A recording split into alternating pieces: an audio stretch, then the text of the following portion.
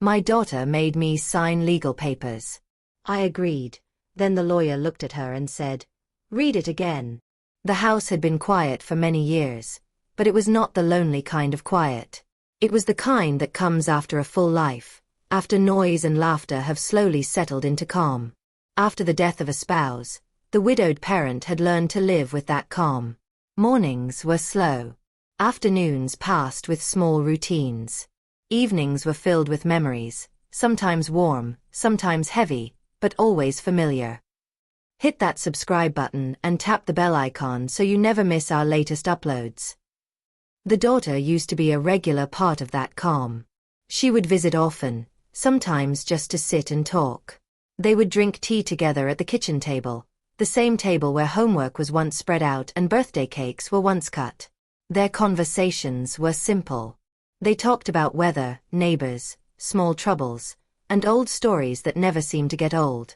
In those days, there was no sense of distance. The daughter laughed easily. She listened. She asked how the day had been and waited for the answer. When she left, she always hugged tightly, promising to come again soon. The parent believed those promises because there was no reason not to. After losing a spouse, the parent leaned more on the daughter, not in a heavy way, but in a quiet one. It felt natural. She was family. She was all that remained of the life they had built. Trust was not something that needed to be discussed. It simply existed. But time has a way of changing things without warning. The changes did not arrive all at once. They came slowly, quietly, almost politely, as if trying not to be noticed. At first, it was small things. Phone calls became shorter. The daughter sounded distracted, as if she was always in the middle of something more important. When the parent spoke, there were pauses on the other end, followed by quick replies that did not quite match the words being said. The visits changed too. Instead of sitting down and talking, the daughter often stayed standing, checking her phone, glancing at the clock. She no longer asked about the day. Instead, she spoke about plans, schedules, and tasks that needed to be handled. The parent noticed, but said nothing. Everyone gets busy. Life moves fast. It was easy to explain these changes away. Then came the questions. At first, they sounded caring. Questions about bills, savings, and documents. The daughter asked where important papers were kept. She asked about accounts and payments. She said it was good to be organized, especially at this age. The parent felt a small pinch of unease, but ignored it. After all, the daughter was only trying to help. She had always been responsible. She had always looked out for family. Still, the tone felt different. There was less warmth in her voice when money was mentioned, and more seriousness than before. She spoke firmly, confidently, as if she already knew what should be done. One afternoon, while sorting through old papers, the daughter suggested that it might be better if she handled the finances more directly. She said it would make things easier, safer. She used the word protection more than once. The parent smiled and nodded, though something inside tightened. Protection from what? There had been no problems. Bills were paid. Life was simple. But the daughter spoke with such certainty that it felt foolish to question her. Trust is often strongest when it is unspoken. The parent did not want to believe that love could come with conditions. So the uneasy feeling was pushed aside. Over the next weeks, the daughter became more involved. She reviewed statements. She organized folders. She made lists and suggestions. Each action was explained as care, as responsibility, as concern. But the conversations grew tense. When the parent asked questions, the daughter sometimes sighed. When the parent hesitated, the daughter's voice hardened just a little. "You don't need to worry about this," she would say. "I'm just making sure everything is secure." The word secure sounded comforting, yet somehow cold. The parent began to feel like a guest in their own life. Decisions that were once personal now felt shared, or worse, taken over. Still, love made it difficult to speak up. Fear of causing conflict made silence feel like the safer choice. There were moments when the daughter's patience slipped. Small comments, sharp and quick, like tiny cuts. Remarks about being forgetful. About being too trusting. About how things had to be done properly now. Each time, the daughter followed those moments with a smile or a kind phrase, as if to smooth over the sharpness. And each time, the parent accepted it, telling themselves it was nothing. Deep inside, though, something had shifted. The warmth that once filled the room during visits had thinned. In its place was a sense of being watched, measured, managed. The parent missed the old talks. Missed being asked how they felt, rather than what they owned. Missed the simple comfort of being seen as a parent, not a responsibility. At night, alone in bed, memories returned. The daughter as a child, running through the house, laughing without care. The years of love, sacrifice, and shared life replayed in quiet moments. Those memories made it harder to believe anything could be wrong now. Love creates denial when the truth feels too painful. The parent clung to the belief that this was just a phase, just stress, just concern expressed in the wrong way. When friends hinted that the daughter seemed controlling, the parent defended her. When doubts crept in, they were quickly pushed away. "She's just looking out for me," the parent would say. Yet the feeling of imbalance grew. The relationship no longer felt equal. It felt guided, directed, shaped by someone else's hand. Still, the parent chose trust. Because trusting felt easier than imagining betrayal. Because love, once given freely, does not withdraw easily. This was the quiet beginning of a shift that could not yet be fully seen. A slow turning point, hidden behind familiar faces and gentle words. And though nothing dramatic had happened yet, something important had already changed. The foundation of love was still there, but cracks had begun to form, thin and nearly invisible, waiting for the weight of time to press down on them. The changes did not stop after that first uneasy shift. Instead, they settled into the days like a low, constant sound, easy to ignore at first but impossible to forget once noticed. The daughter began bringing papers with her when she visited. Thin folders at first, tucked under her arm, opened casually on the table. She spoke about them in a calm voice, the same voice she once used when explaining homework as a child. "These are just normal things," she said. "Everyone does this at some point." The parent listened, nodding slowly. The words sounded reasonable. Planning. Responsibility. Preparation. These were not dangerous ideas. They were sensible, even comforting, on the surface. The daughter talked about forms that made things easier if something unexpected happened. She talked about signatures as if they were simple gestures, no more serious than signing for a package. "You don't want problems later," she said gently. "I'm just trying to make sure everything is taken care of." The parent felt the familiar tightening in the chest. Not fear exactly, but pressure. A sense of being guided down a narrow path with little room to step aside. At first, the parent asked questions. What were these papers for? Why now? Could they wait?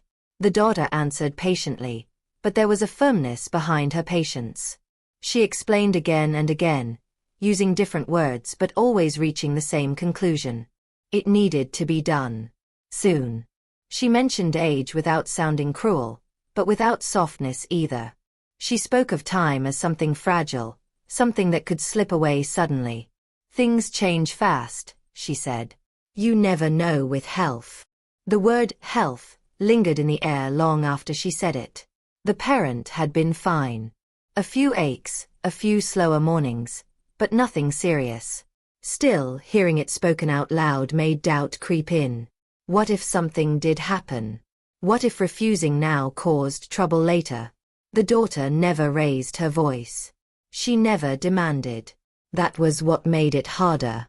Everything was wrapped in care, in concern, in family duty. "You trust me, don't you?" she asked one afternoon, not looking directly at the parent. The question felt heavy. Of course there was trust. How could there not be? She was family. She was flesh and blood. Yes, the parent replied quietly. The daughter smiled, relieved, as if a test had been passed. From then on, the conversations returned again and again to the same topic. Each visit included some mention of paperwork. Each phone call drifted toward planning and preparation. The parent began to feel tired before these conversations even started. A quiet exhaustion settled in, not of the body, but of the spirit. There was no single moment where the parent felt openly threatened. That was the strange part. There were no harsh words, no clear ultimatums.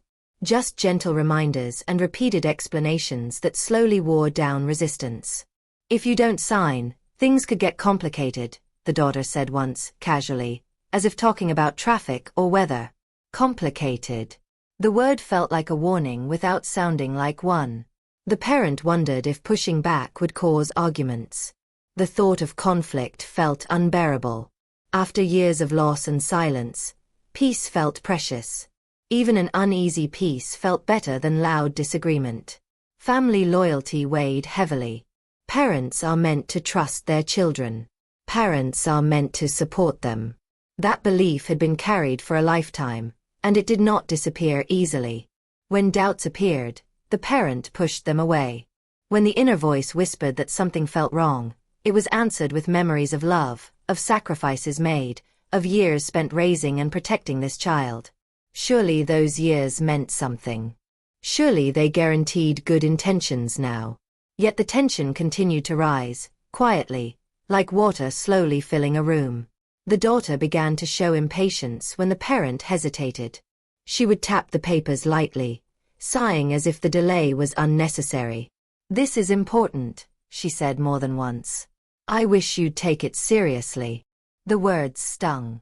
They made the parent feel small, careless, as if being cautious was the same as being irresponsible.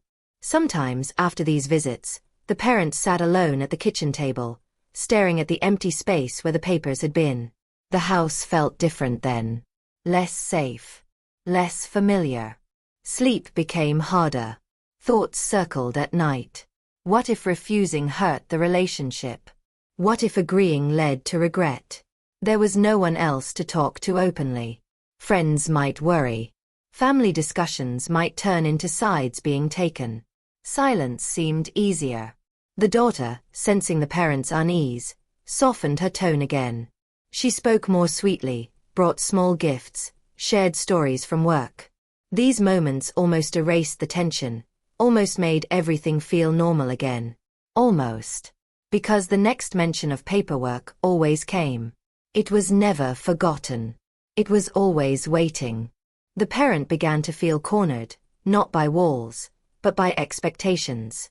By the idea that refusing meant being difficult. By the fear that saying no would damage the fragile bond that still remained. Trust, once simple and natural, now felt complicated. It still existed, but it was no longer effortless. It required constant reassurance, constant convincing. One evening, the daughter said quietly, "I just don't want to see you struggle later." The parent heard concern in her voice, but also control. The line between care and command had blurred. The fear of future problems became a powerful tool. What could happen? What might go wrong? What would be too late to fix? These ideas pressed down slowly, day by day, until resistance felt selfish, even foolish. The parent did not agree to anything yet. But the ground beneath their certainty had weakened. The trust that once felt unbreakable now showed signs of wear. Something important was being tested, though it was not yet clear what would break first. The pressure continued to build, quietly, patiently, waiting for the moment when hesitation would finally give way. The day was set with little discussion. The daughter mentioned it as if it were just another appointment, no different from a checkup or a bank visit.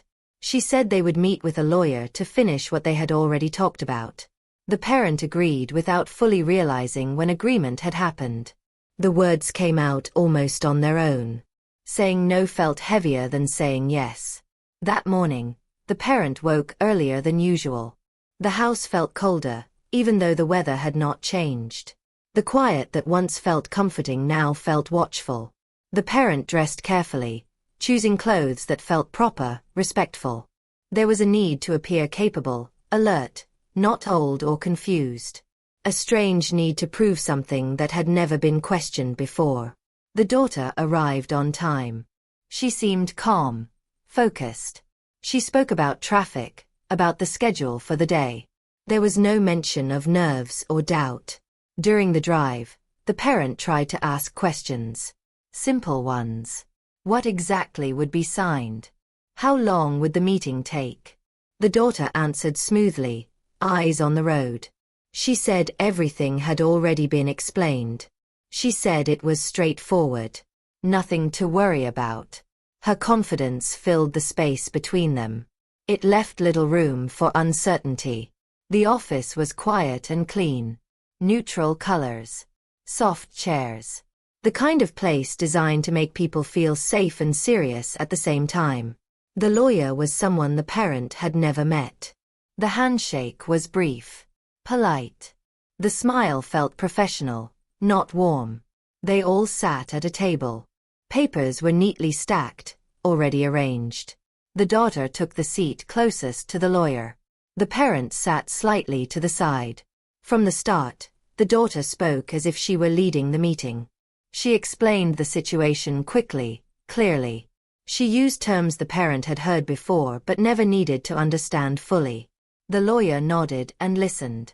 When questions came up, the daughter answered them before the parent could. Yes, that's correct. That's already been discussed. She understands. Each time, the parent felt a small jolt. A sense of being spoken for. Still, no words came out to stop it. The lawyer glanced toward the parent once or twice, but did not press. The conversation flowed around them, not through them. As documents were placed in front of the parent, the weight of the moment settled in. The pages were filled with text, lines, and spaces for signatures. The parent tried to read, but the words blurred together. Not because they were unreadable, but because the mind felt crowded. The daughter leaned closer and pointed to places on the page. Just here, she said softly. And here. The lawyer explained briefly what the documents were meant to do. The explanation was formal, careful, and fast. The parent felt embarrassed to interrupt. Everyone else seemed to understand. Asking questions now felt like admitting something was wrong. Like admitting weakness. A thought flashed through the parent's mind.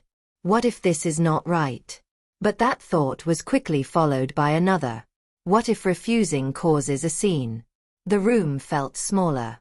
The air felt heavier. The daughter looked calm, expectant. The lawyer waited, pen resting lightly on the table. Time seemed to stretch. The parent thought about all the moments that led here. The slow pressure. The careful words. The fear of conflict. They thought about family loyalty. About how often parents are told to sacrifice for their children. About how peace is sometimes chosen not because it feels right, but because it feels easier. The parent's hand shook slightly as the pen was picked up. The daughter noticed and gently touched the parent's arm. It's okay, she said. This is for the best. That sentence settled everything. Not because it convinced the parent, but because it ended the struggle. The first signature was placed carefully on the line. The sound of the pen against paper felt louder than it should have. Then another page. And another. With each signature, something inside the parent grew quieter. Not calmer. Just quieter. As if a voice was being asked to step aside. When it was done, the lawyer gathered the papers and smiled. All set, he said. The daughter exhaled, a clear sign of relief. She thanked the lawyer, shook his hand, and stood up quickly, already ready to leave. The parent stood more slowly. A strange emptiness settled in the chest. Outside, the world looked the same. Cars passed. People walked by. Nothing had changed, and yet everything felt different. During the drive home, the daughter spoke cheerfully. She said it was good to have things settled. She said they could relax now. The parent nodded and looked out the window. The reflection in the glass looked unfamiliar. Back at the house, the daughter stayed only a short while. She said she had errands to run. She hugged the parent briefly and left. The house fell quiet again. The parent sat alone at the kitchen table. The same table where trust once lived easily. A feeling slowly rose. Not anger. Not fear. Something closer to loss. The parent tried to tell themselves it was done for a good reason. That it was smart. That it was responsible. But the unease did not go away. That night, sleep did not come easily. The moment replayed again and again. The unanswered questions. The rushed explanations. The choice made to avoid conflict. Peace had been chosen, but it did not feel peaceful. Something important had been signed away, though the full meaning was not yet clear. The parent lay awake, staring at the ceiling, realizing that the quiet trust they once relied on had finally been replaced by silence. And silence, unlike trust, offered no comfort at all. The lawyer gathered the papers neatly, tapping the edges together as if closing a routine task. The daughter smiled, already leaning back in her chair, her shoulders relaxed in a way they had not been all morning. "That should take care of everything," she said, her voice light, almost cheerful. The parents sat quietly, hands folded in their lap.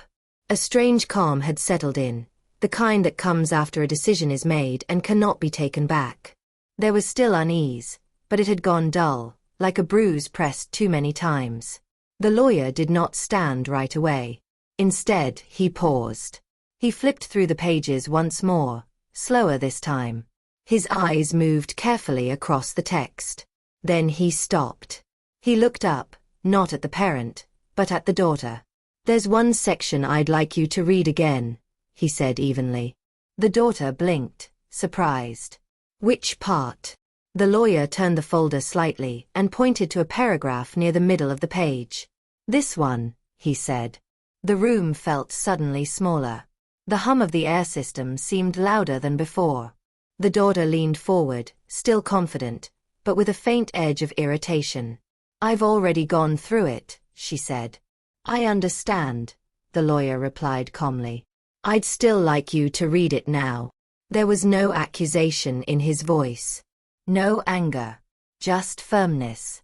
The daughter picked up the page. At first, she read quickly, her eyes moving fast as if she expected nothing new. Then her pace slowed. Her lips pressed together slightly. She cleared her throat and started again, this time more carefully. The parent watched her closely. This was the first time all day that the daughter did not look completely in control. "What does it say?" the lawyer asked gently. The daughter hesitated. It was only a second, but it felt longer.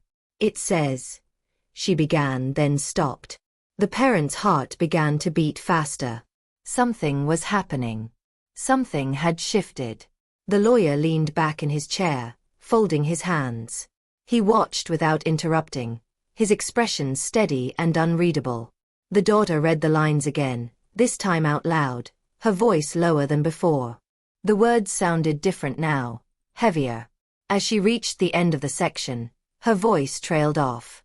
"That clause," the lawyer said, still calm, "what does it mean?" The daughter looked up, confusion flickering across her face. "It means..." She stopped again. Her confidence cracked, just enough to show what lay beneath.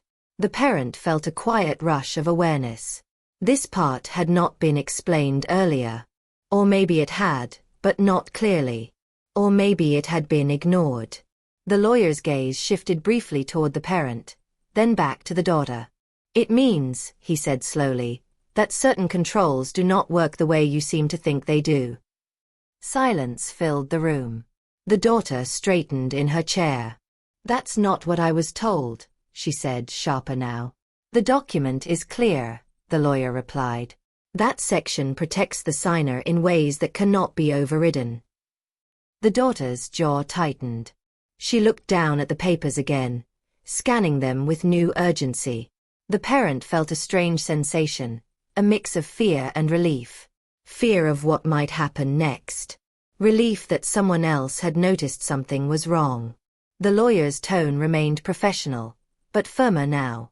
I want to be sure everyone understands exactly what has been signed, he said. Especially you. The daughter did not answer right away. The confident ease she carried earlier had vanished. In its place was tension, sharp and visible. I thought, she started, then stopped herself. The parent noticed how the daughter avoided eye contact now, how her fingers tightened around the edge of the paper. The lawyer waited. He did not rush her. The silence itself felt like pressure. Finally, the daughter looked up. Can you explain it again? She asked, her voice quieter. The lawyer nodded and explained the clause in plain terms, step by step. As he spoke, the meaning became clearer. The parent listened closely, realizing that the document did not give the daughter the full control she believed it did. In fact, it placed clear limits. The daughter's face grew pale. That wasn't the intention, she said. The intention doesn't change the wording, the lawyer replied. The atmosphere in the room tightened further. What had felt finished now felt unresolved. The parent sat very still, absorbing everything. For the first time since arriving, they felt fully present. The daughter glanced toward the parent, then away again. This needs to be clarified, she said quickly. It already is, the lawyer said. That's why I asked you to reread it. The pause stretched on. Something had clearly been misunderstood. Or perhaps ignored. The confidence the daughter carried into the room had cracked, revealing uncertainty beneath. The calm control she relied on no longer held. The parent felt a quiet shift inside. Not victory. Not satisfaction. Just awareness. The lawyer gathered the papers again, but this time, he did not smile. We need to slow down here, he said. And make sure everyone is clear. The daughter said nothing. The room, once routine and predictable, now felt charged with tension. The process was no longer complete. And whatever came next would not be as simple as planned. The lawyer did not raise his voice. He did not lean forward or show any sign of tension. Instead, he spoke the way someone speaks when facts are enough on their own. This section, he said, tapping the page lightly, is often misunderstood. The daughter stiffened in her chair. She crossed her arms, a small but telling movement. Her eyes stayed on the paper, not on the lawyer, not on the parent. The lawyer continued, explaining slowly, choosing words that were clear and careful. He spoke about authority, but also about limits. About permissions that could be granted, but only under certain conditions. About decisions that required consent, not assumption. This document allows assistance, he said. It does not remove independence. The parent felt a slow wave of realization. Each sentence revealed something that had never been explained before, or perhaps had been skipped on purpose. The lawyer went on, pointing out protections written into the document. Clauses that ensured choices could not be made without full awareness. Clauses that prevented control from being taken quietly or completely. The signer, he said, nodding gently toward the parent, retains final authority in all major matters. The room was silent except for his voice. The daughter shifted in her seat. Her foot tapped the floor once, then stopped. Her face showed none of the relief one might expect from hearing that a loved one was protected. Instead, there was frustration. So what exactly can I do? She asked sharply. The lawyer looked at her for a moment before answering. You can assist. You can support. You can advise. But you cannot override. The words landed heavily. The parent watched the daughter closely. There was no smile now. No reassuring touch. No gentle words about safety or care. That's not how this was explained to me, the daughter said. The document explains itself, the lawyer replied calmly. That's why reading carefully matters. The daughter exhaled through her nose, a sound that carried irritation more than concern. The parent felt something shift deep inside. A quiet understanding formed, clearer than before. If this had truly been about protection, this explanation would have brought comfort. It would have brought peace. But it did not. The daughter looked upset, not because the parent was safe, but because control had limits. The lawyer turned slightly toward the parent. "Do you understand what this section does?" he asked. The parent nodded slowly. "Yes," they said, more firmly than expected. Saying the word felt grounding. The lawyer gave a small nod in return. "Good. That's important." The daughter stood up abruptly. "I think we need to talk about this later," she said, forcing a calm tone that did not quite hold. "We can," the lawyer replied, remaining seated. "But nothing changes unless all parties agree." The daughter said nothing. She gathered her things with quick, sharp movements. The parent remained seated, heart pounding, thoughts racing. Images flashed through the mind. The papers. The pressure. The silence chosen over resistance. For the first time, the parent truly saw how close everything had come to slipping away. Not all at once, but piece by piece. The lawyer gently closed the folder. "You're protected here," he said quietly to the parent. "But it's good that this was clarified today." Protected. The word carried weight now. The parent stood up slowly, legs unsteady. A strange mix of relief and grief filled the chest. Relief that limits existed. Grief for how easily trust had been used. The daughter waited by the door, her expression tight. As they left the office, the parent walked differently. Still shaken, but more aware. The world outside looked sharper, clearer. In the car, silence stretched between them. The daughter did not speak. The parent did not either. For the first time, the parent did not feel the need to fill the quiet. Something had been almost lost that day. Something invisible, yet essential. And now, slowly, painfully, the parent was beginning to understand exactly what that was. The lawyer did not rush to end the meeting. He sat with the papers in front of him, his hands resting calmly on the table, as if giving the moment the time it deserved.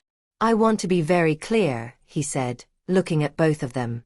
"These documents were written to protect independence, not to remove it." The parent listened carefully, every word landing with a new kind of weight. "They ensure assets remain yours," the lawyer continued. "They prevent decisions from being made without your knowledge or consent. They exist to guard against pressure, not enable it." The daughter did not respond.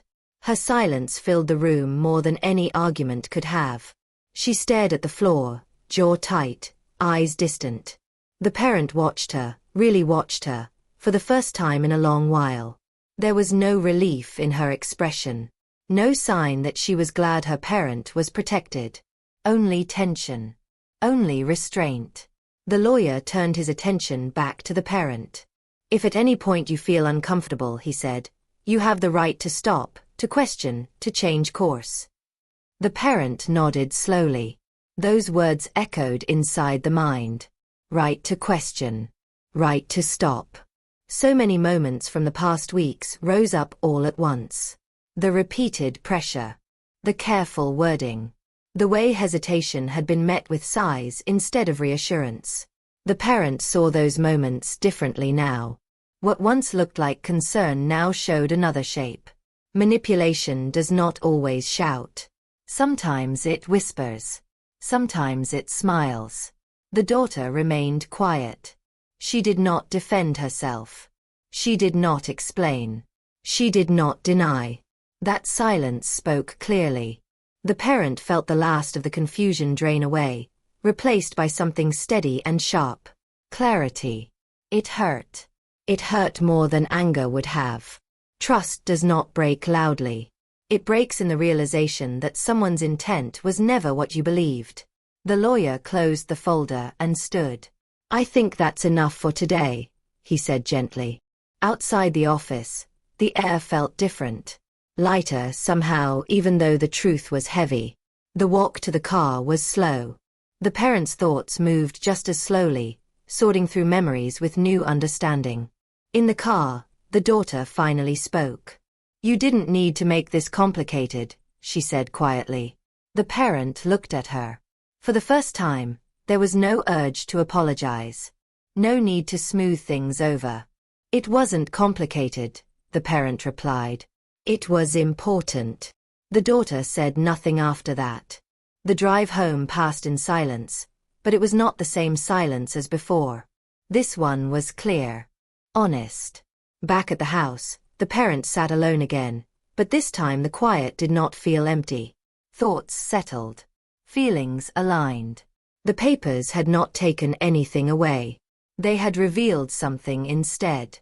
The trust that once existed had been damaged, not by legal language, but by hidden intention. The parent understood now. And understanding, once gained, could not be undone. Something had changed permanently.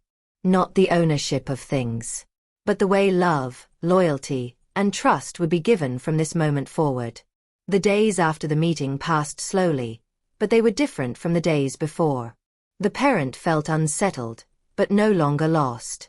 The fog that once softened everything had lifted, leaving the truth sharp and clear. The first decision came quietly. A phone call was made to the lawyer, not in panic, not in anger, but with calm intention. The parent asked questions this time, took notes, listened carefully. Protections were reviewed. Boundaries were confirmed. The lawyer explained what could be reinforced and how. The parent agreed, not because of fear, but because clarity had replaced doubt. Control over finances remained exactly where it belonged. Decisions would require consent. Access would be limited. Nothing would move forward without understanding. For the first time in a long while, the parent felt steady. When the daughter found out, her reaction was immediate. "You don't trust me anymore," she said over the phone, her voice sharp with accusation. The words once would have landed deeply. They would have stirred guilt and hesitation. But now, the parent heard them differently. "This isn't about trust," the parent replied calmly. "It's about boundaries." There was a pause on the other end of the line. "You're overreacting," the daughter said. "I was only trying to help." The parent breathed slowly before answering. "Help doesn't feel like pressure," they said. "And it doesn't take control." The daughter grew defensive. She listed everything she had done. Every visit. Every task. Every sacrifice. The parent listened without interrupting. When the daughter finished, the parent spoke again, quietly but firmly. "I'm grateful for care," they said. "But gratitude doesn't mean giving up my voice." The silence that followed was heavy. The daughter accused the parent of being ungrateful, of being influenced by outsiders, of changing. She was right about one thing. Things had changed. The parent no longer rushed to explain or defend. There was no need. The truth did not require persuasion. "I'm still your parent," they said. "And I'm still capable." The call ended without resolution. In the days that followed, there were fewer messages. Shorter visits. Tension hung in the air whenever they spoke. But the parent did not soften the boundaries. Each time guilt tried to surface, it was met with reflection. Love does not demand surrender. Care does not erase dignity. The parent returned to small routines. Morning tea. Evening walks. Quiet moments alone. And in those moments, strength grew. Not loud strength. Not defiant strength. Quiet strength. There was no desire for revenge. No need to punish. The goal was not to win, but to stand. Standing meant choosing self-respect over fear. It meant accepting discomfort instead of silence. When the daughter tested those boundaries again, the parent held firm. "No," they said simply. The word felt unfamiliar but right. 4 years, peace had been chosen at the cost of self. Now peace was being rebuilt on dignity. The relationship was no longer what it had been. That loss was real. It carried grief. But there was also relief. The parent understood that love without boundaries becomes control. And control, no matter how gently presented, is not care. This chapter was not about punishment or anger. It was about choosing not to disappear. And for the first time in a long time, the parent felt whole again. Time did what it always does. It moved forward, whether feelings were ready or not. The weeks after everything settled were quiet. Not the uneasy quiet that once filled the house, but a steadier one. The kind that allows thought. The kind that lets truth rest without being pushed away. The parent returned to routines with renewed attention. Bills were reviewed personally. Appointments were made independently. Questions were asked without hesitation. Confidence did not return all at once. It rebuilt slowly, like trust once had. Piece by piece. There were moments of doubt. Moments where guilt surfaced unexpectedly. Moments when the parent wondered if things could have been handled differently. But each time, clarity answered. The papers had not been the real issue. The intent behind them had been. The relationship with the daughter changed. It could not return to what it once was. Too much had been revealed. Visits became less frequent. Conversations stayed on safe ground. There were no more discussions about control or authority. The distance was noticeable and painful, but it was honest. The parent no longer pretended nothing had happened, and the daughter no longer pretended everything was fine. In that honesty, there was a strange sense of peace. Independence felt different now. Not lonely. Earned. The parent stood firmer in conversations. Asked for time before agreeing. Read documents carefully. Asked for explanations without apology. No one rushed decisions anymore. And that alone changed everything. Love remained, but it was no longer blind. It was shaped by boundaries. Protected by awareness. The parent understood something important at last. Trust should never require surrendering autonomy. Care should never depend on silence. Love does not justify manipulation, no matter how gently it is wrapped. Sometimes, the bravest decision is not loud or dramatic. Sometimes, it is reading the fine print. Sometimes, it is saying no. Sometimes, it is standing your ground even when your voice shakes. The parent looked around the familiar home and felt present again. Fully present. Nothing had been taken in the end. Something had been regained. Self-respect. And with it, the quiet strength to live forward on their own terms.